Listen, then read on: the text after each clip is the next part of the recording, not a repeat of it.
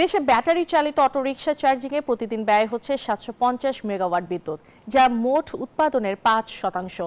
বেসরকারি গবেষণা সংস্থা সেন্টার ফর পলিসি ডায়ালগ সিপিডির গবেষণায় উঠে এসেছে এই তথ্য। প্রতিষ্ঠানটি বলছে, রাজধানীতে এসব বাহনের জন্য 3300 চার্জিং স্টেশন থাকলেও অবৈধ চার্জিং পয়েন্ট রয়েছে 48,000-এরও বেশি। এসব চার্জিং পয়েন্টের সংযোগ নেওয়া হয়েছে বাসাবাড়ি থেকে। এর ফলে বছরে 4,000 কোটি টাকা লোকসান হচ্ছে সরকারের। রাজধানীর বুকে দাপিয়ে বেড়াচ্ছে টেসলা খ্যাত লাখ লাখ অটোরিকশা।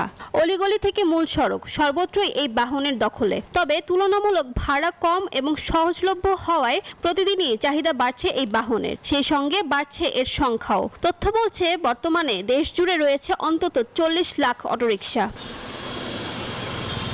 কিন্তু এসব বাহনের বেশিরভাগই তৈরি হচ্ছে লাইসেন্সবিহীন। ফলে হরহামেশাই ঘটছে দুর্ঘটনা, আর সড়কে বাড়তি যানজট তো আছেই।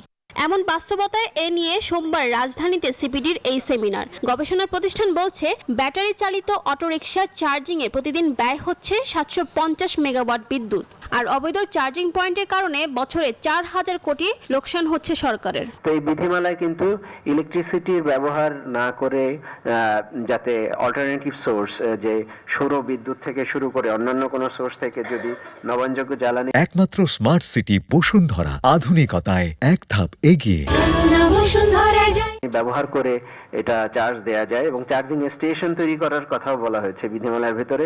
বিশ্লেষক ও সংশ্লিষ্টরা বলেন, দেশের সড়ক উন্নয়ন হয়েছে ঠিকই, কিন্তু মানসম্পন্ন যানবাহন ব্যবস্থাপনা হয়নি, যার কারণে এই সংকট তৈরি হয়েছে বলে মনে করেন তারা। রোড নিয়ে যতটুকু কাজ করছে আসলে ট্রান্সপোর্ট নিয়ে কাজ হয় নাই, দুঃখজনক। সেটার জন্য আমি একা দায়ী না, সরকার একা দায়ী না, সবাই দায়ী। অনিয়ম দুর্নীতি থাকে, অবশ্যই সেটা আমাদের সরকার সেটা দেখবে।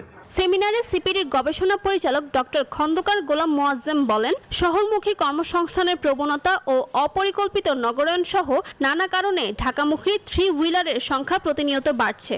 সবকিছুর জন্য যেন 3 হুইলারকে আবার এককভাবে দায়ী না করি, বরং এই দুর্বল ব্যবস্থার জন্য দায়ী দুর্বল বিকেন্দ্রায়ন, শহরমুখী সুবিধা ব্যবস্থা তৈরি, পাবলিক ট্রান্সপোর্ট সিস্টেমের ভঙ্গুরতা, অপরিকল্পিত নগরায়ন এবং অপরিকল্পিতভাবে বিভিন্ন ধরনের প্রতিষ্ঠান, লোকালয় গড়ে ওঠা বা রাস্তায় গড়ে ওঠা, এ সবকিছুই কিন্তু কম বেশি এর জন্য দায়ী।